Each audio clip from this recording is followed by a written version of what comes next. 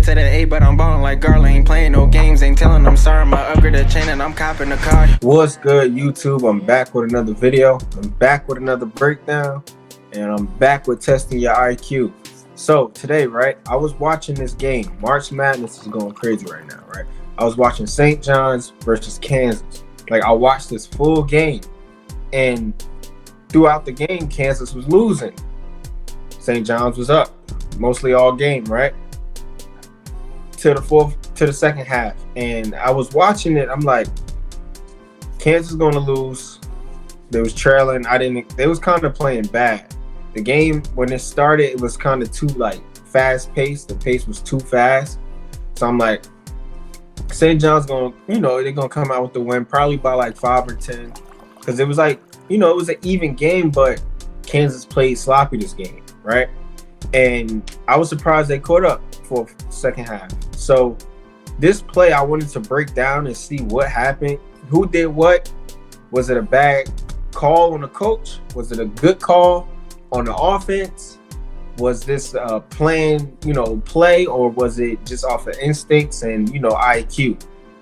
All right, so as we can see, it's 3.9 seconds left, right? And I really want to slow this down because I seen this happen in action. I turned my head and the crowd was going wild. And I wanted to break this down to see where was the IQ in this play, this last moment of this March Madness, Kansas and St. John's, right? This video is not going to be long because this was pretty fast, and I want to just go over this part due to, situations on YouTube, right? So we're going to get right into it. We got to break this down together. Y'all know how I get, so let's see. So from the jump, we could tell that it's man. They're playing man, full court man, half court, full court, whatever you want to call it. It's man. You have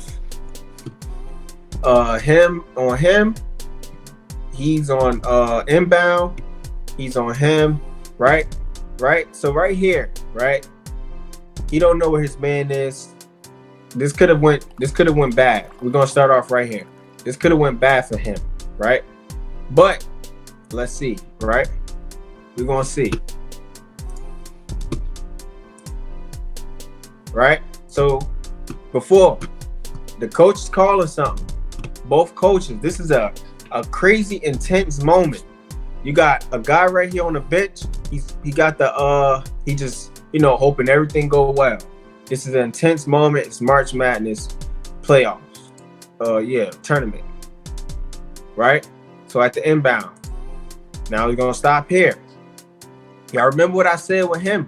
Look, he broke off. This could have went either way. It could have went either way right here. Right? Okay, everybody on their man. Let's see. Right? He created space. Now, as you can see, his back is turned, right? Now, if his back wasn't turned, he would have seen what was going on. That's wrong on him. So off rip, bad IQ, a defensive IQ on this player here, right? Great defense here. This is how you should be at 2.4 seconds on the clock. You should be on your man just like this. He shouldn't have a jersey when you're done with him. You know what I'm saying? That's what I think, right? All right, now we're going to see this. Now, if you look, it's a man open right here, right?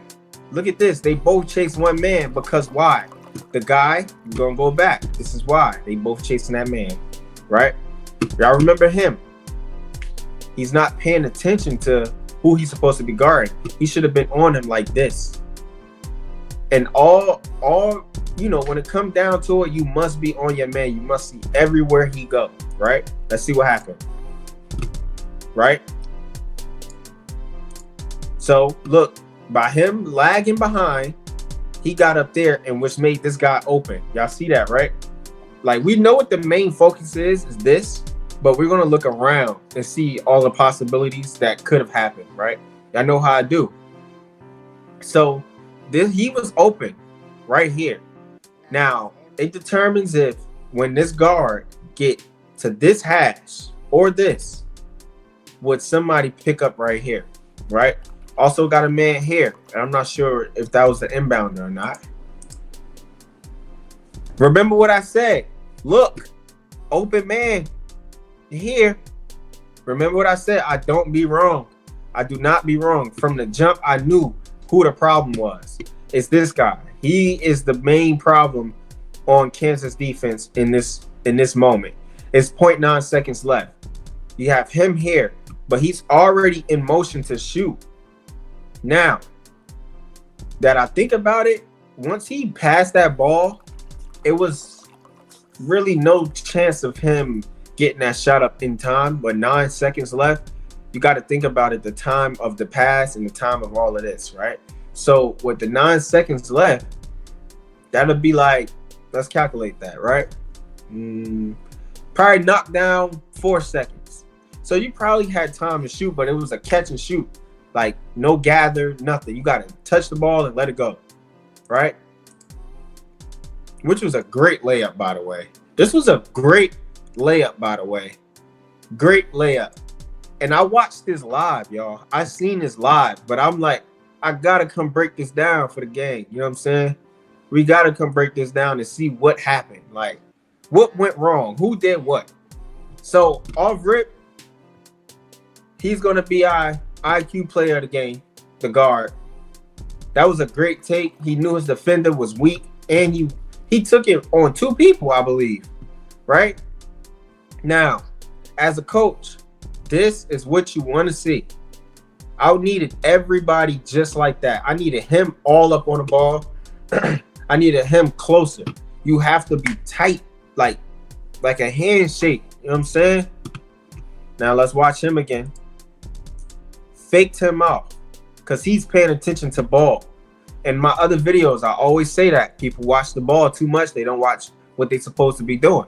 If y'all in man, why are you looking for the ball? You got to see ball and man, not just ball. So that's why he got beat backdoor like that. Which he is playing, he was ball and man. You know what I'm saying? Ball, man and ball. He was doing the right thing, but his back turned. Now, for example, say if, when, right?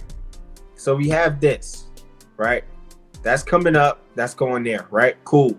But say if number 14 stayed here and he picked up, right? Right here. Right now, say if 14 never went all the way over there to his man and stopped here, he would have stopped ball, right? He would have stopped ball. He would have ran into a trap. There's nowhere you can go. So what he would have did, passed it to one of them, which would have knocked down more time because that's more dribbles, right? So if he would have stopped the ball here, he probably would have did 2 more dribbles, right? This guy here, the point guard. If 14 came over and stopped it, so they could have double teamed that, right? Now, what we have to do in that position, that situation, number 40 gonna play a big part because we gotta watch him. He can just shoot down, and as the trap going, if he not paying attention, bang, easy layup, right? I think it might not be enough time for him to get down there. So so he's X'd out. That could happen, but he's X'd out. I don't think he's that fast in seconds. So the ball would have went there. He would have picked up on that. It would have been one more swing, and I would have honestly settled for him to try to make that corner shot. I would have settled for that than a layup. Honestly, that's just me in my coach instincts. Like, I would have rather a shot than that layup, because the layup, you got more of a 85% chance of making a layup, contact layup, than a corner shot. Now, I don't know how many shots this person made throughout the game, but if they didn't kick it to him, he didn't make that many. Remember what I said? It's like throughout the game, you know who you're playing against. You know what I'm saying? Everybody know who could do what on their team. So he's not that good of a shooter. He probably has a 50% chance, and I'll take a 50% risk on him making that shot than an 85% layup. Now, am I wrong? Drop down in the comments if you think I'm wrong. If my hypothesis is wrong. You know what I'm saying? We're gonna take it back. Now, this could have been avoided if he was a little faster, right?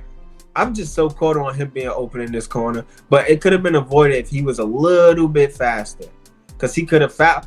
You could even take the foul. I would take the foul or the 3. I'm not taking that layup. A foul or 3, you got to make the shots.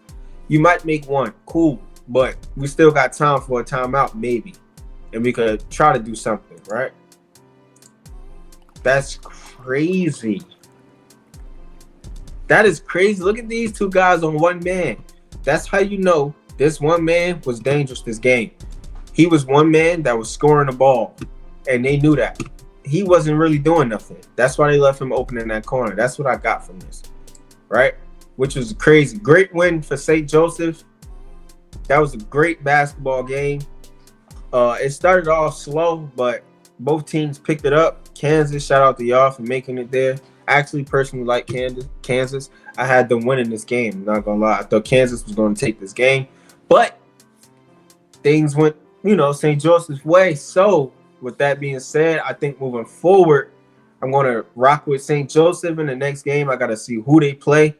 Comment down below if you like this video. If y'all want to see me do more breakdowns on what's happening now in this March Madness. If y'all want me to break down all of these plays, key moments, not the whole game. Like, comment, subscribe. I hope y'all learn something. I hope y'all understanding what's going on and how that just happened and what could have happened and what did happen. So our player of the game today for our film will be the point guard, of course, with the layup on two people. He got Hall of Fame, Hall of Fame relentless finisher, Hall of Fame giant slayer, all of that. So we're going to go with him, man. Shout out to St. Joseph, and I wish them well on the next games. You know what I'm saying? We out.